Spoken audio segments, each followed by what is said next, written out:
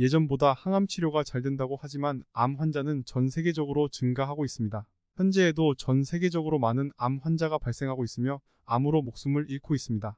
암은 나의 가족 중에도 있고 결국은 나도 잠재적인 암 환자입니다. 암은 결국 나를 둘러싼 환경과 섭취하고 있는 음식과 깊은 관련성이 있습니다.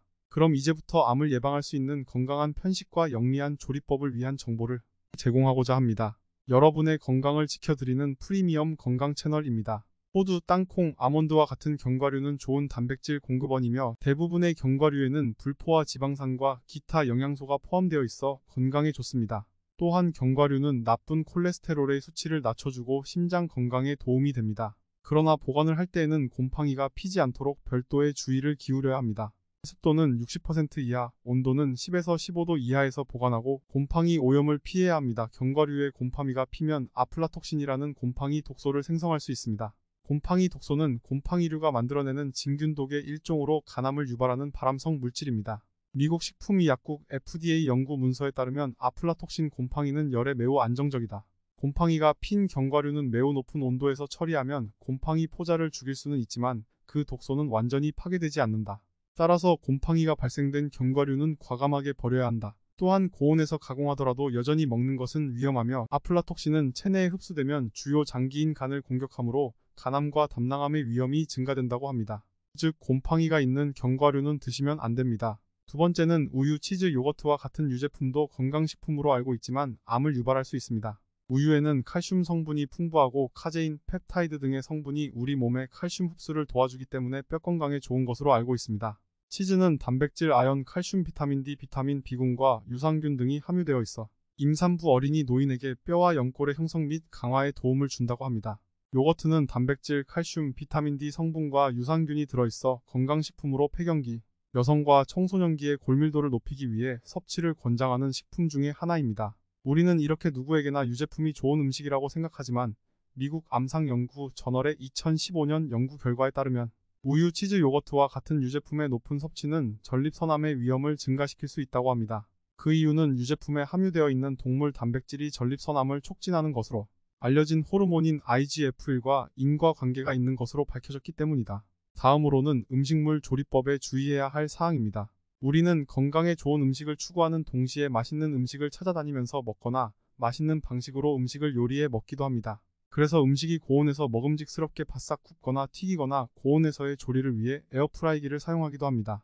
이렇게 고온에서 음식을 조리하는 과정에서 발생하는 발암 물질은 아크릴아미드입니다.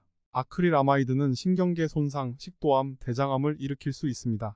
아크릴아미드는 감자튀김, 크래커, 빵, 쿠키, 시리얼, 블랙 올리브 통조림, 자두주스, 로스팅된 커피에서 발견되는 발암성 물질입니다. 식품의 아크릴아마이드 수치는 음식의 조리시간, 조리 과정의 방법 및 온도에 따라 크게 달라질 수 있습니다. 심하게 바삭함이나 갈변을 피하기 위해 조리시간을 줄이고 조리 방법을 찌거나 데치는 등의 방식으로 바꾸는 것이 식품의 아크릴아마이드 함량을 감소시킬 수 있습니다. 네 번째는 후추입니다. 후추 자체의 위험성은 없으나 조리법에 따라 후추가 암을 일으킬 수도 있습니다. 우리는 이런 점에서 반드시 재료의 특성을 이해하고 활용해야 합니다. 후추는 가열되면서 발암물질인 아크릴아마이드가 생성됩니다. 아크릴아마이드는 신경독성, 생식독성, 기형유발, 간, 신장의 이상을 초래하고 식도암, 대장암을 유발할 수 있다. 아크릴아마이드는 국제암연구소 IARC에서 발암 추정 물질로 분류하고 있습니다. 아크릴아마이드는 탄수화물이 120도 이상의 고온에서 굽거나 튀길 때 식품에 들어있는 당분이 감소하면서 생성됩니다. 후추는 탄수화물 함량이 62% 정도 되는 탄수화물 식품입니다. 2016년 11월 10일 식품의약품안전처에서는 아크릴아마이드와 관련된 내용을 설명하고 조리법에 따른 유해성을 발표했습니다. 후추를 안전하게 먹기 위해서는 음식의 조리가 끝난 후 먹기 전에 바로 뿌려서 먹는 것입니다. 그중 후추에 들어있는 아크릴아마이드 함량은 구울 경우 37배, 튀길 경우 10배, 기타 조리 시 4배 이상 증가하는 것으로 조사되었습니다. 다섯 번째는 젓갈입니다. 우리는 젓갈을 밥도둑이라고 할 만큼 즐겨 먹지만 음식의 유해성을 전혀 인지하지 못하고 있습니다. 젓갈은 세계보건기구 산하국제암연구소가 1급 발암물질로 지정한 음식입니다. 젓갈은 숙성되는 과정에서 아질산염라는 독소가 생성되고 이것이 젓갈이나 생선의 아민과 결합하면 니트로소아민이라는 강력한 발암물질이 생성됩니다. 또한 니트로소아민은 젓갈의 빛깔을 향상시키는 발색제인 아질산나트륨이라는 식품 첨가제 또한 단백질과 결합되면 니트로소아민이 생성되어 간과 신장 손상 및 간암 발생률을 높입니다. 6번째는 민물고기입니다. 민물고기를 회로 즐겨 먹는 사람들은 각종 기생충에 노출될 위험이 매우 높습니다. 그중 간흡충에 감염될 수 있습니다.